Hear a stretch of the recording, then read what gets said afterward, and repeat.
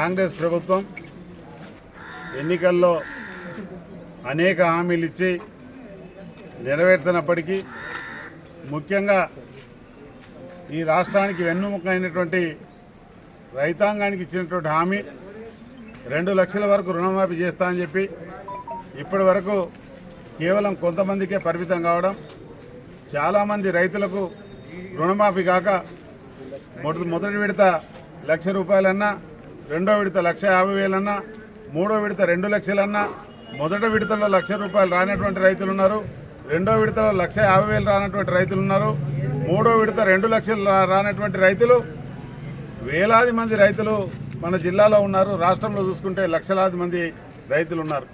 ఏ bank దగ్గర చూసినా, ఏ సహకార సంఘం ముంగ చూసినా నాకు రుణం మాఫీ కాలేదని చెప్పేసి రైతులు బాధపడతా ఉంటే, రైతులు గట్టిగా మాట్లాడితే రుణం మాఫీ అవుతుందో లేదో అని బాధతోటి వాళ్ళు ఉన్నటువంటి సందర్భంలో ఈ రాష్ట్రంలో ఉన్నటువంటి పాలకులు కానీ, ఈ రాష్ట్రంలో పరిపాలించే ముఖ్యమంత్రి కానీ, మంత్రి కానీ, ఇప్పుడు ఉన్నటువంటి శాసనసభ్యులు కానీ ఎవరు కూడా పట్టించుకున్నటువంటి పాపన ఊతలేరు.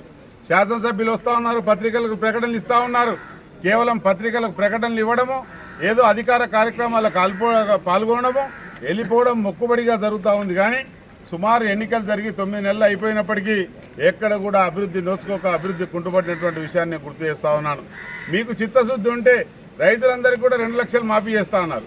ఈరోజు చూస్తే ఉద్యోగం ఉన్నటువంటి వాళ్ళకు మాఫీ లేదంటా ఉన్నారు, ఇన్కమ్ ట్యాక్స్ కట్టినటువంటి వాళ్ళకు మాఫీ లేదంటున్నారు, రేషన్ కార్డు లేనటువంటి వాళ్ళకు మాఫీ లేదంటున్నారు, కుటుంబంలో ఒకరు అంటున్నారు, భార్య ఎవరో భర్త ఎవరో, పిల్లలు ఎవరో తండ్రి ఎవరో, తల్లి ఎవరో తెలియనటువంటి పరిస్థితిలో ఈ ప్రభుత్వం ఉంది. మీరు కుటుంబం గురించి తెలుసుకోవాలంటే మీ దగ్గర ఉన్నటువంటి వ్యవస్థతోటి, మీ దగ్గర ఉన్నటువంటి అధికార రికార్డులతోటి, మీ దగ్గర ఉన్నటువంటి గ్రామ సెక్రటరీతోటి ఏ కుటుంబంలో ఎంతమంది ఉన్నారు, ఎంతమంది లోన్లు తీసుకున్నారు, ఎంతమందికి మాఫీ కాలేదు, అటువంటి రికార్డులు కూడా తీయలేనటువంటి పరిస్థితిలో ఉంటే మీరు శాసనసభ్యులకు ఎందుకు, మీరు మంత్రులకు ఎందుకు, మీరు ముఖ్యమంత్రులు ఎందుకు, మీ పరిపాలన చూస్తూ ఉంటే ప్రజలు ఈరోజు విసుగు చెందిపోయి చెదిరించుకున్న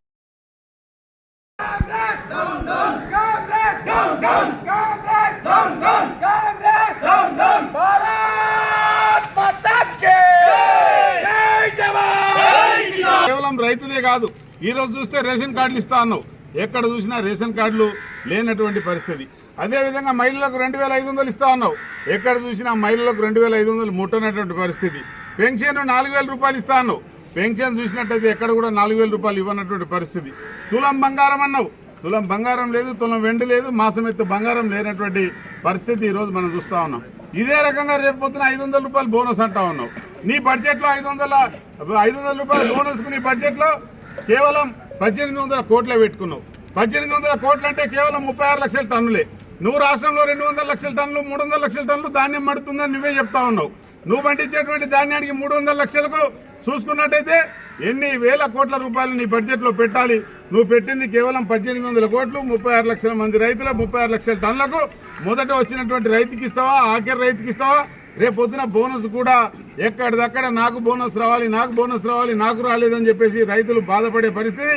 ఒక పక్క డిమాండ్ ఉన్నప్పుడు అమ్ముకోలేక నీ బోనస్ కోసం, నీ కోసం ఎదురు చూస్తూ అటు కాకుండా ఇటు కాకుండా వర్షాల్లో నానబెట్టుకునేటువంటి పరిస్థితి రేపు మీరు కల్పించబడుతుంది. మీకు 6 నెలల్లోనే మీ మీద వ్యతిరేకత ఏర్పడడం జరుగుతూ ఉంది, మీరు కూడా చూస్తూ ఉన్నారు, ఆ విషయం మీకు కూడా తెలుసు.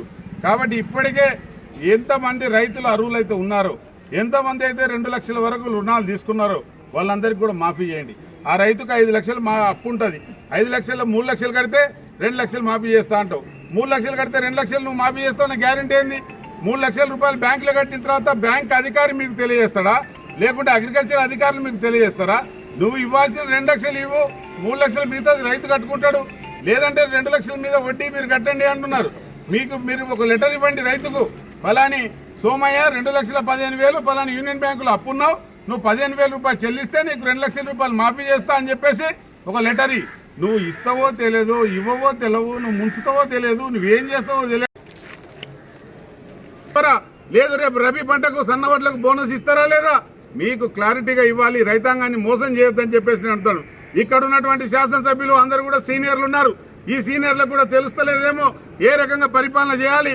మన బోనస్ కోసం బడ్జెట్లో పెట్టింది ఎంత, మన రైతాంగం పండించేటువంటి పంటలు ఎంత, మన రుణమాఫీకి ఎంత డబ్బు కావాలి, ఎన్ని లక్షల మంది రైతులు రుణాలు తీసుకున్నారు, వీళ్ళందరికీ డబ్బు ఎట్లా సమకూర్చుకోవాలనేది మీకు తెలియదా అని చెప్పేసి నేను అడుగుతాను.